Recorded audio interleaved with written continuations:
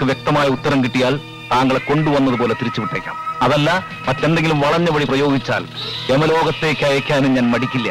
അയ്യോ, ഈ ഉള്ളവ കുഞ്ഞുകുട്ടി പരാതിയിലക്കാരനാണ്. എന്ത് ചോദ്യം വേണമെങ്കിലും ചോദിച്ചോ, ഞാൻ കിളി പോലെ ഉത്തരം പറയാതെ. എന്നെ ഇതിനു മുമ്പ് നിങ്ങൾ കണ്ടിട്ടുണ്ടോ? മുഴുവനും കണ്ടിട്ടില്ല. ഇത്രേ ഭാഗം കണ്ടിട്ടുണ്ട്. എങ്ങനെ? പ്രതിമയുടെ രൂപത്തില്. നിങ്ങൾ ശരിക്കും ആരാ? പ്രേതമോ മനുഷ്യനോ? മാൻറേ, ജൂനിയർ മാൻറേ. ഇത്രയും കാലം പ്രതിമയുടെ രൂപത്തിൽ വന്ന് ഉപദ്രവിച്ച് പോരാഞ്ഞിട്ടാണോ ഇപ്പൊ മനുഷ്യ രൂപത്തിൽ വന്നിരിക്കുന്നത്? നിങ്ങൾക്ക് എന്താ വേണ്ടത്? എനിക്കെന്നെ വേണം. വില്യം ഗ്രാൻഡ് തീർത്ത എന്റെ ഒട്ടുപ്രതിമ വേണം. തരാൻ പ്രയാസമാണെന്ന് എനിക്കറിയാം. അതുകൊണ്ട് ഞാനൊരു വ്യവസ്ഥ വയ്ക്കാം. എനിക്കെന്നെ കിട്ടുമ്പോൾ നിങ്ങൾക്ക് ഞാൻ 5 ലക്ഷം രൂപ തരും. 5 ലക്ഷം രൂപയോ?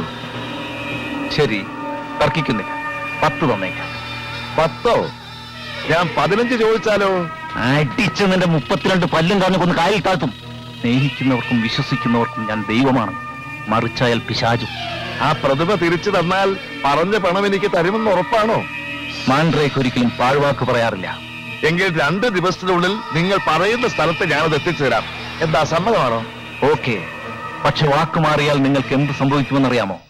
ഈശ്വര, ഇത്രയും വിലയുള്ളൊരു സാധനമായിരുന്നോ കൂടോത്രം എന്ന് പറഞ്ഞ് നമ്മൾ ഒഴിവാക്കിയത്? 10 ലക്ഷം രൂപയെന്ന് കേട്ടപ്പോ പ്രഥമ നമ്പ്യാർ